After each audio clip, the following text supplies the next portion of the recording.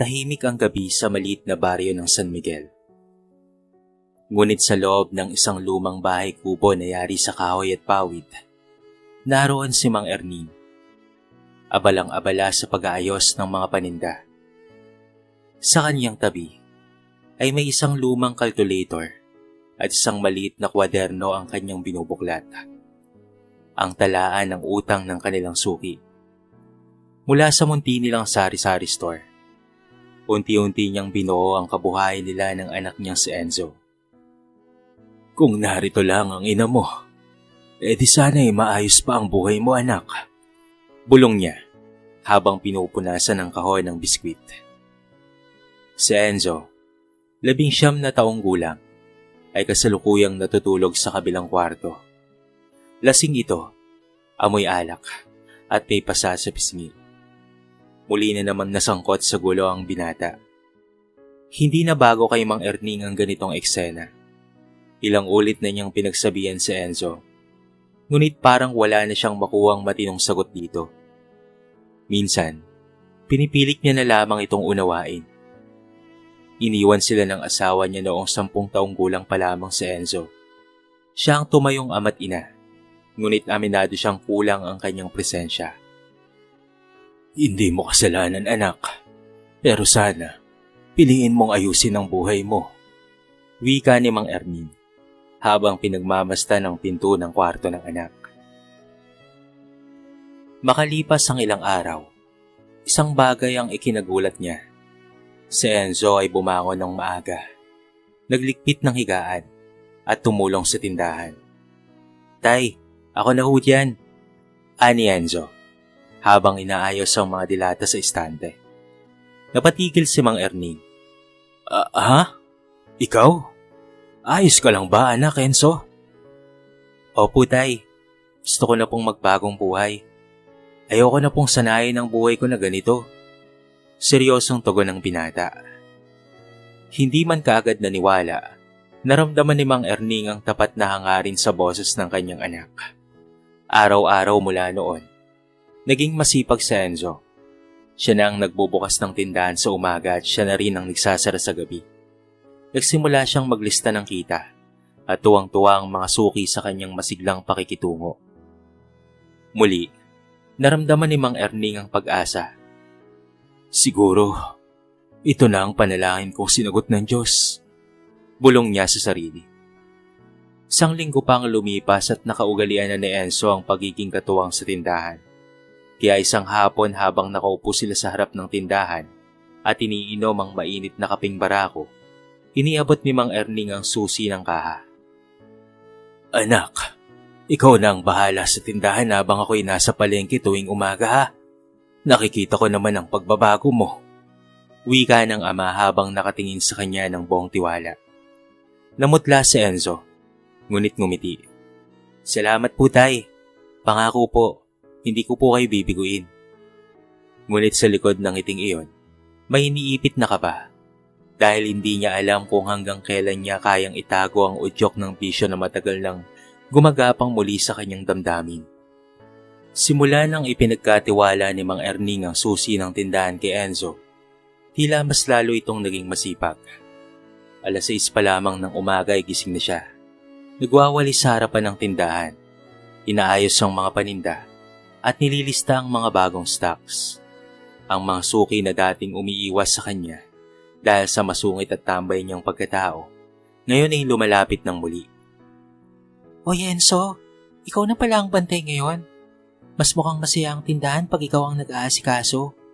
Biro ng isang ali habang bumibili ng kape at gatas. Siyempre po, bagong Enzo na po ito. Sagot niya na may kumpiyansa. Lalong napalapit ang loob ni Mang Erning sa anak. Tuwing hapon ay sabay silang uupo sa bangkong kahoy, nagkakape at nagtatawanan sa mga kwento ng suki. Unti-unti ay bumabalik ang sigla sa mukha ng matanda. Pakiramdam niya, nabobo na muli ang buhay na matagal nang nawasak. Alam mo Enzo, ani ni Mang Erning isang gabi, habang sila'y naglalakad pauwi galing sa palengke. Kung ganito ka lang sana noon pa, baka mas malayo na ang narating natin. Napayuko si Enzo, Pasensya na po, Tay. Ang dami ko kasing sinayang na taon. Pero ngayon, siguraduhin ko pong hindi ko na po kayo bibiguin. Tunay namang kapanipaniwala ang pagbabago ni Enzo. Sa loob ng halos isang buwan, wala nang naririnig pang reklamo si Mang Ernie. Walang gabi na hindi nakakauwi ang kita sa tindahan. Wala ring kapansing-pansing aberya sa listahan ng utang. Lahat ay maayos. Maging ang mga dating barkada ni Enzo ay tila nilalayuan niya. Ngunit sa kaloob-looban ni Enzo, may bumabalik na pagnanasa. Ang kilig ng paglalakas loob sa sugal, ang thrill ng pustahan, at ang panandali ang sarap ng bisyo. Sa kabila ng mabuting asal na kanyang ipinapakita, hindi pa rin tuluyan nawawala ang tukso. Sa tuwing may mga pagkakataon, nakakatanggap siya ng text mula sa isang kaibigan. May pajakpat sa tong eats sa may kanto. 10 PM daw. Ano, tara? Minsan ay binubura lang ni Enzo ang mensahe. Ngunit may ilang gabi na bumibigay siya. Dahan-dahan siyang lumalabas. Magdadahilan na may bibilin at babalik ng hating gabi. Palihim, paiwas-iwas at halos walang dala. May mahaba pong pila sa butika. Palusot niya minsang tanongin ng ama kung bakit natagalan. Hindi naman kagad nagduda si Mang Ernie. Wala siyang dahilan. Nakikita niya ang listahan, ang mga resibo, o ang akala niyang kita. Dahil sa Enzo ay nagsimulang magtago ng katotohanan. Pinapalitan niya ang tunay na halaga ng kita. Halimbawa kung 500 piso ang kinita, isusulat niyang 300 lang. Ang natitira, ipon para sa kanyang gabi ng bisyo. Konti lang naman, bulong niya sa sarili. Bukas babawiin ko. Ngunit hindi niya alam, ang maliliit na kasinungalingan ay unti-unting nabobuo sa isang malaking kasalanan na sa huli hindi na niya makokontrol. Maganda ang takbo ng tindahan sa paningin ni Mang Ernie. Palagi niyang kinukumusta si Enzo tuwing gabi at halos pareho ang sagot nito. Ayos naman po ang kita, Tay. Wala pong aberya.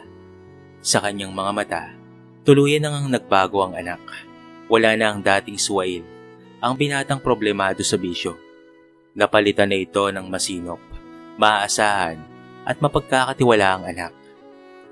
Ngunit sa likod ng bawat ngiti ni Enzo, may lihim na matagal nang sumasakal sa kanyang konsensya. Sa tuwing magbubukas siya ng kaha at makikita ang perang kinita ng tindahan, may bumubulong sa kanya. Kailangan mo yan. Isang gabi lang. Jack, nababalik din naman bukas. At tulad ng dati, pumigay siya. Sa umpisa ay 50 piso lamang ang itinatabi niya. Kinabukasan, isinasauli niya ito gamit ang sariling bulsa. Ngunit kalaunan, lumaki ito ng lumaki. Dahil labang siya'y nananalo, lumalakas ang loob niyang sumugal pa. At kapag natatalo, doon na nagsisimula ang tunay na delubyo. Isang gabi, 11:00 na, at wala pa rin si Enzo. Nakaupo si Mang Ernie sa harapan ng tindahan. Hawak ang kanyang kwaderno ng kita. Kanina pa siya naghihintay, at kahit anong tawag sa cellphone ng anak, ay wala talagang sumasagot. Baka napahaba lang ang pila sa tubig. Bulong niya sa sarili, pilit na pinapakalma ang loob. Ngunit pagkalipas ng 1 oras, biglang bumungad si Enzo. Pulang-pula ang mga mata, amoy alak at hindi pantay ang lakad. Enzo, saan ka galing? 12:00 na. Gulat at pag-aalalang tanong ni Mang Ernie. May initid lang akong suki sa kabilang barangay. Palusot na Enzo, habang iwasang makatingin sa mga mata ng ama. Hindi kumibo si Mang Ernie, ngunit sa loob-loob niya ay merong kumislot, isang uri ng kutob. Noong una'y pinili niyang baliwalay nito. Baka pagod lang si Enzo. Baka may problema lang. Ngunit kinabukasan, habang tinitingnan niya ang listahan ng kita, kinukumpara niya ito sa aktwal na laman ng kaha. Napansin niyang may kakulangan. 300 lang? Tanong niya sa sarili. Pero base sa benta, dapat mga 5 o 600 ito. Muling kinamusta ni Mang Ernie ang kanyang anak. Medyo matumal po ang benta kahapon, Tay. Sagot ni Enzo. habang naglalagay ng sardinas sa estante. Tahimik lamang si Mang Erning. Ayaw niyang agad na pagdudahan ng anak. Ngunit sa mga sumunod na araw, sunod-sunod ang ganitong pangyayari. Hindi nagkakatugma ang kita sa inaasahan. Minsan, kulang ng 100 piso.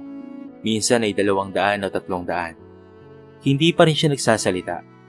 Ngunit nagsisimula na nga siyang magtagal sa kanyang sariling kwaderno. Hindi ako naninira ng tiwala, bulong ni Mang Erning. Gusto ko lang makasigurado. Samantala si Enzo ay tuloy pa rin sa kanyang doble buhay. Sa araw ay masigasig na tindero. Sa gabi naman, palihim na sugarol. Hindi niya alam na unti-unti nang nabobo ang hinala sa puso ng kanyang ama.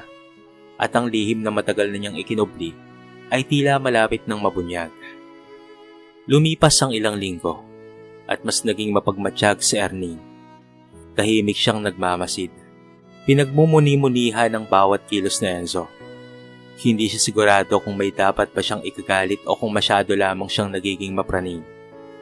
Ngunit hindi niya mapigilang mapansin ang pagkakaiba ng datos, ng kita sa kaha at ng benta sa talaan.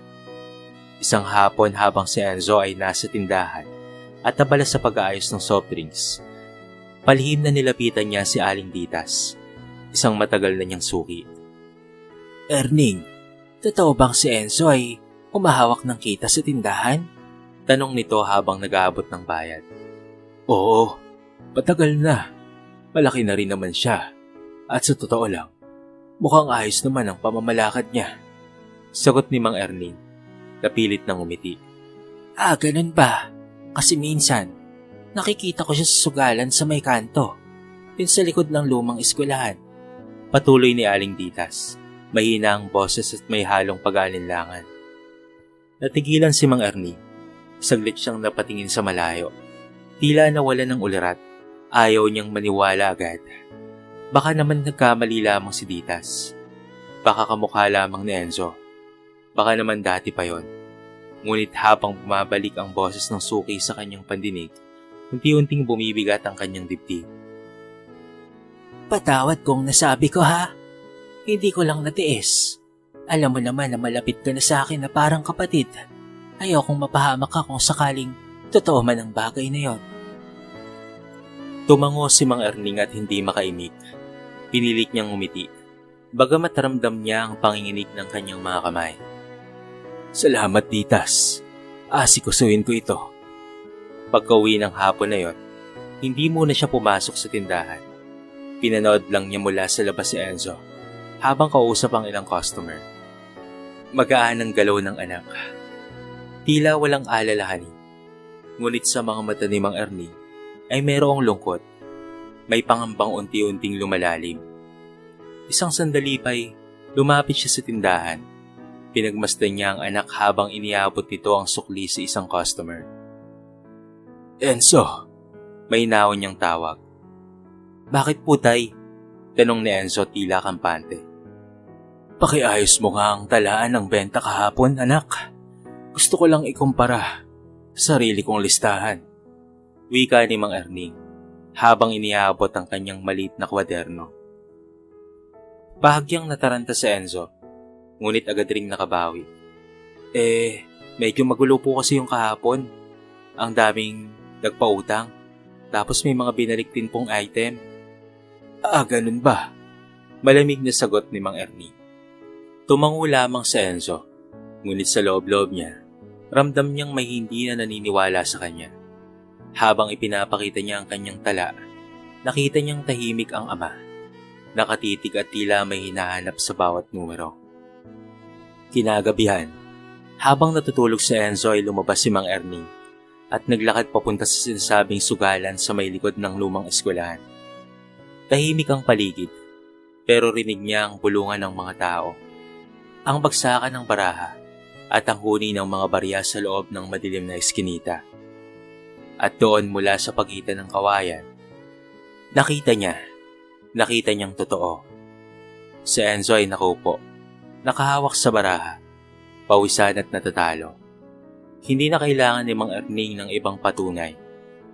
Ang sakit ng katotohanan iyon ay tila punyal na tumarak sa kanyang puso. Ang anak na inakalang nagbago na, pinagkatiwalaan niyang muli, ay niloloko lang pala siya. Muling bumalik ang bigat na matagal na niyang kinalimutan. Tumalikod siya at tahimik na naglakad pa uwi. Nang gabing iyon, hindi siya makatulog. Puno ng tanong ang kanyang isipan.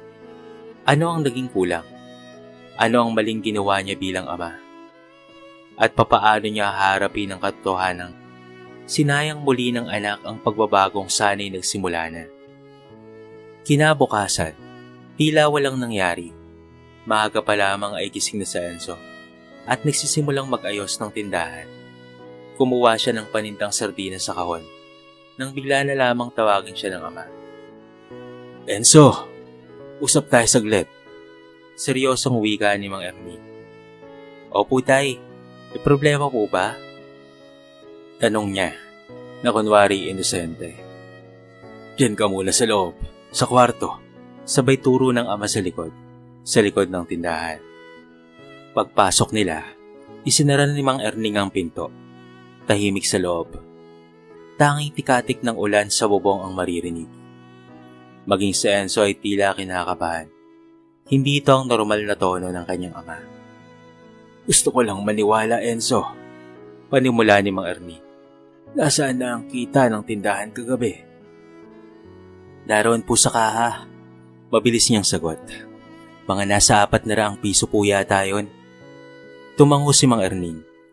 At bakit sa listahan mo, 600 ang bentang pumasok?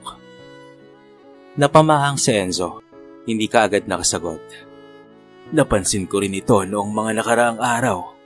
Akala ko noong una ay nagkakamali lang ako. Pero paulit-ulit, Enzo. Laging may kulang. Laging hindi tugma. Patuloy ng ama. Mariin ang bawat salita. Tay, hindi ko po sinasadya. Mahina ang boses na Enzo. Tila gustong matunaw sa kahihiyan. Hindi sinasadya. Ilang beses, Enzo? Tanong ni Mang Ernie. Tumataas na ang tono. At kagabi nakita kita. Doon mismo sa sugalan. Sa likod ng eskwelahan. Nanlaki ang mga mata ni Enzo. Parang biglang naubusan ng hangin. Hindi na siya nakapagsinungaling pa. Tay, patawad po. Nadala lang po talaga ako. Akala ko ay makakabawi ka agad. Akala ko kikita ako para mapunan yung mga kulang na pera. Pero hindi ko na kinaya. Hindi ka agad nagsalita si Mang Ernie. Pinagmasdan lang niya ang anak. Sa kanyang mukha ay hindi lang galit ang naroon. Naroon ang pagkabigo. Ang sakit na dulot ng isang ama na niloko ng anak. Nilapastangan ang kanyang pagtitiwala. Pinagkatiwalaan kita, Enzo. Akala ko tuluyan ka nang nagbago. Akala ko ay may pag-asa pa talaga. Lumuha si Enzo. Patawad po tay. Hindi sapat ang patawad kung hindi ito'y sinasabuhay. Tugon ni Mang Ernie. Kung gusto mong itama ang lahat, simulan mo sa pagiging totoo sa sarili mo. At mula ngayon, hindi ka muna hawak ng tindahan. Ako na ulit ang bahala. Tay, pakiusap. Huwag niyo po akong alisin. Hindi ko sinasara ang pinto sa'yo, Enzo. Pero kailangan mong matutong managot. Dahil kung hindi, uulit ka lang ng uulit. Tahimik si Enzo. Wala siyang ibang nagawa kung hindi ang tanggapin ng desisyon ng kanyang ama. Masakit pero alam niyang iyon ang nararapat. At sa unang pagkakataon sa mahabang panahon, muli niyang naramdaman ang bigat ng kanyang mga pagkakamali. Muling sumikat ang araw. At habang abala si Mang Ernie sa tindahan, si Enzo ay naglalakad palayo. Bitin ang lakad at puno ng pag-iisip. Ang mga mata ni Enzo ay matamlay. Hindi pa rin nawala sa kanyang isipan ang mga salitang sinabi ng kanyang ama. Ang sakit na dulot ng kanyang pagkakamali ay halos hindi niya matanggap. Patawad po tay. Paulit-ulit na sampit na Enzo habang naglalakad. Gusto ko na pong magbago. Gusto kong ayusin ang lahat. Habang siya'y naglalakad, napansin na lamang niyang wala na siyang tinatamasa. Ang mga kaibigan, ang mga barkadahan na pinagmulan ng bisyo, nawalan na ng saysay, walang kasiguraduhan, walang halaga. Ang mga kwento ng kasiyahan ay nauurong at ang masakit na katotohanan ay natutuklasan. Dumaan siya sa isang maliit na simbahan sa tabi ng kalsada. Naisip niyang pumasok, magdasal at humingi ng gabay. Sa loob ay napakatahimik. Ang tunog ng sarili mong paghinga ang tangi mong maririnig. Umupo si Enzo sa isang dulo at ipinikit ang kanyang mga mata. Isang malalim na hininga. At pagkatapos siya ay nanalangin. Panginoon, patawarin niyo po ako. Huwag po sanang mawalan ng pag-asa ang aking ama sa akin. Gusto ko pong magbago. Gusto ko pong itama ang aking mga pagkakamali. Habang siya'y nananalangin, ramdam niya ang presensya ng isang bagay. Isang lakas na humihikayat sa kanya na magbago. Hindi siya pwedeng magpatuloy sa ganitong buhay kung hindi niya kayang baguhin ang sarili. Sino pa ang gagawa nun? Ilang sandali pa, narinig niya ang tinig ng isang pari mula sa altar. Ang tunay na pagbabago ay hindi nagsisimula sa ibang tao. Nagsisimula ito sa ating mga sarili. Hindi sa kung ano ang gusto ng iba, kung hindi sa kung ano ang nararapat sa atin. Ang mga salitang iyon ay tumimo kay Enzo. Tila isang babala. Tila isang paalala na hindi lahat ng pagkakataon ay may pangalawang pagkakataon. Matapos ang ilang minuto, lumabas si Enzo ng simbahan. Hindi na siya ang batang suwail na umaasa na lamang sa pagkakataon. Ang mga bisyo na minsan ay naging tulay ng kanyang kaligayahan ay naging pader ng kanyang kalungkutan. Naglalakad siya pabalik sa bahay at habang papalapit sa tindahan, nagsimula na siyang magplano. Kailangan kong gawin ito, hindi lang para sa akin, kung hindi para kay tatay. Sa isip niya, kailangan kong magbago. Pagdating sa bahay, naroroon na si Mang Erning, naguhugas ng kamay at nagsusuri ng mga paninda. Hindi na nila kailangang magsalita pa. Alam ni Enzo ang kanyang sarili na ang tunay na pagbabago ay nagsisimula ngayon, hindi bukas, hindi sa susunod na linggo. Tay, magsisimula na po akong magbago.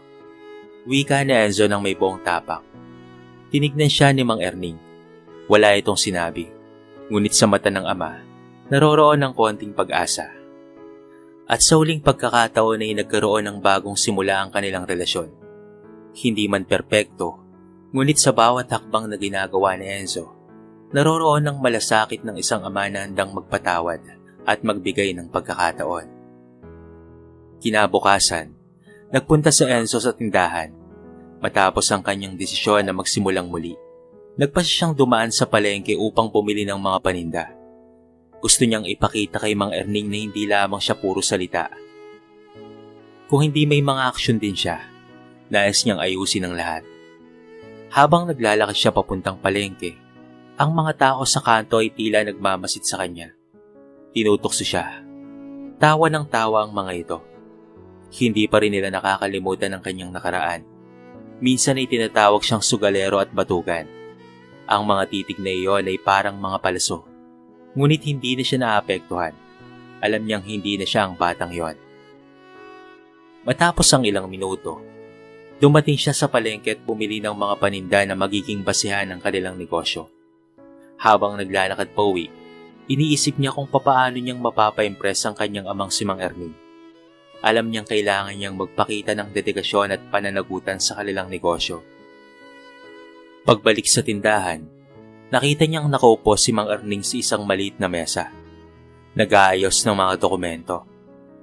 Nang makita siya nito, tumingin lamang ang ama at hindi nagsalita. Alam ni Enzo na malaki ang pagkatalo na dulot ng mga nakaraang pagkakamali. Ngunit nagsimula na siyang magtiwala sa sarili. Tay, bumili po ako ng mga paninda. Kailangan po nating maganda para sa araw na ito, sabi ni Enzo at inilatag ang mga binili niyang mga produkto sa lamesa. Tumayo si Mang Erning at lumapit sa anak. Magaling anak, wika niya. Pero hindi lang ito patungkol sa paninda. Ang susi sa lahat ng ito ay ang pagtitiwala, Enzo. Pagtitiwala na pinaghihirapan. Hindi pinapalitan ng mga kasinungalingan. Alam ko po yan, Tay. Sagot ni Enzo. Ang mga matay puno ng seryosong pangako. Hindi na po ako babalik sa dati. Tutuwid ko na po ang lahat ng pagkakamali ko. Si Mang Erning ay nag-isip sandali bago siya nagsalita. Kung gusto mong magbago, hindi mo kailangang maghintay pa, Enzo. Magsimula ka ngayon. Ipakita mo na kaya mong maging totoo. Ang mga salitang iyon ay tumimo kay Enzo. Hindi niya inaasahan na ang ama ay bibigyan siya ng ganoong pagkakataon. At hindi niya sasayangin ang bawat sandali ng pag-asa na ito. Sa mga sumunod na araw, nagsimula nang magbago si Enzo. Hindi na siya tumatambay sa mga lugar na nagdudulot sa kanya ng mga bisyo. Sa halip inaalagaan niya ang tindahan. Tinutulungan si Mang Erning at nagsimula silang magtulungan upang mapaayos palalo ang kanilang negosyo. Hindi madali, ngunit ang bawat hakbang ay nagsisilbing gabay patungo sa mas maliwanag na bukas. Sa palang itong hakbang, ngunit ang pagiging tapat sa sarili at sa pamilya ay nagsisilbing pundasyon ng kanyang pagbabago. Lumipas ang mga araw at linggo, at unti-unti nang nakita ni Mang Erning ang pagbabago kay Enzo. Hindi na siya ang dating binatang laging nakasalang sa mga sugal at pati na rin sa barkadahan. Bagkus ipinakita ni Enzo ang masigasig na pagtutok sa tindahan. Pagtulong sa ama sa bawat hakbang ng negosyo. Minsan ay naiisip ni Mang Erning kung ano ang nangyari sa anak niyang minsang napagod na at nawala ng direksyon. Tay, tapos na po yung mga order, sabi ni Enzo sa ama habang pinupunasan ng mga kamay sa kanyang apron. Pwede na pong i-deliver yung mga paninda sa mga customer natin. Tama, Enzo. Huwag mong kalimutan na dapat lagi kang may malasakit sa negosyo. Kapag mahal mo yung ginagawa mo, ay lalago yan. Sagot ni Mang Erning na hindi makapaniwala na ang anak na niya ay ganito na. Si Enzo ay may bagong pananaw. Wala na siyang pakialam kung ano man ang sasabihin ng iba. Wala na siyang pakialam kung madalas pa rin siyang pagtawanan. Ang mahalaga ay ang pagbabago sa kanyang sarili at ang pagbabalik loob sa kanilang pamilya. Isang hapon, dumaan si Mang Erning sa tindahan ng kanilang mga kakilala. Pagbalik ay nakita niyang ang tindahan nila ay mas pinipili na ngayon ng mga tao. Walang naririnig ng mga biro o pang-aasar kay Enzo. Bagkus ang mga customer ay nagpapasalamat sa maayos na serbisyo at mabilis na delivery. May mga bagong customer na rin, Tay. Hindi ko po akalain na ganito kabigat ang magiging resulta ng pagpapagod natin, sabi ni Enzo habang tuwang-tuwa. Ngunit ang pinakamahalagang bagay ay hindi ang pagdami ng kita, kung hindi ang mga hakbang ni Enzo patungo sa tunay na pagbabago. Nagsimula na siyang mag-ipon, nagtakda ng mga layunin para sa negosyo, at higit sa lahat, natutunan niyang makipagtulungan kasama ang ama. Isang araw habang sila'y nag-uusap, nagtanong si Enzo, Tay, kung hindi niyo po ako pinatawad noon, ano kaya ang nangyari sa akin ngayon? Nag-isip si Mang Erning bago sumagot. Bilang isang ama, kailangan mong malaman na walang perpekto sa ating pamilya. Wala ring buhay na walang pagsubok. Pero sa bawat pagkatalo, anak, may pagkakataon ng pagbabago. Basta't may malasakit at pagsisisi. At nahanap mo yon, Enzo. Tumingin si Enzo sa ama at sa mga mata ni Mang Erning. Nakita niya ang pag-asa. Pag-asa na siya ay muling magiging mabuting anak at isang araw, magiging tagapagmana ng tindahan na pinaghirapan nilang mag-ama. Habang ang araw ay nagsisimula ng magtago sa likod ng mga bundok, nagsimula na ring magbago ang takbo ng buhay ni Enzo. Ang mga gabi na minsan niyang ginugol sa mga bisyo ay napalitan ng mga gabing nagtatrabaho siya ng masigasig upang itaguyod ang tindahan nila. Katuwang niya ang kanyang ama. Natutunan niyang pag-aralan ang bawat detalye ng negosyo. Hindi para makalimutan ang nakaraan, kung hindi para matutunan mula rito ang magsimula ng isang bagong buhay. Sa paglipas ng mga panahon, ang kanilang tindahan ay naging mas matagumpay kaysa sa kanilang inaasahan. At hindi lang yon, dahil ang pinakamahalaga ay ang pagkatao ni Enzo. Hindi na siyang batang suwail na iniiwasan ng mga tao. Siya na ngayon ay simbolo ng pagbabalik loob, ng pagbabago, at ng pagpapatawad. Nang hilingin kay Enzo ng isang tao ang lihim ng kanyang tagumpay, ngumiti siya. Ang lihim? Sa buhay, walang mga shortcut. Lahat ng tagumpay ay pinaghihirapan. Kailangan mong magtiwala sa sarili mo at sa pamilya mo. At sa mga salitang iyon, muling umusbong ang mga pangarap. Ngayon mas malinaw, hindi lang ang negosyo ang mahalaga. Ang pinakamahalaga ay ang mga relasyon, ang malasakit sa isa't isa, at ang hindi pagsuko sa kabila ng lahat ng pagsubok. Si Enzo, mula sa pagiging suwail at may bisyo, ay naging isang mabuting anak, matagumpay sa negosyo, at higit sa lahat, isang tapat na tao, isang taong muling binangon ang kanyang buhay at pinahalagahan ang bawat pagkakataon ng pagbabago. 5 taon ang lumipas mula nang magbago sa Enzo. Ngayon, ang tindahan ng kanilang pamilya ay isa sa mga pinakakilalang negosyo sa kanilang bayan. Marami nang sumusuporta sa mga produkto nila. Si Mang Erning ay masaya at kontento. Hindi niya na kailangang pang magsalita ng maraming salita. Sa mga kilos ni Enzo, ramdam niya na ang kanyang anak ay natutunan na ang mga mahalagang aral sa buhay. Kasama nila ang kanilang mga tauhan. Naging mas maligaya sila sa simpleng buhay. Walang pagdududa, walang tampuhan, at wala na ang samaan ng loob.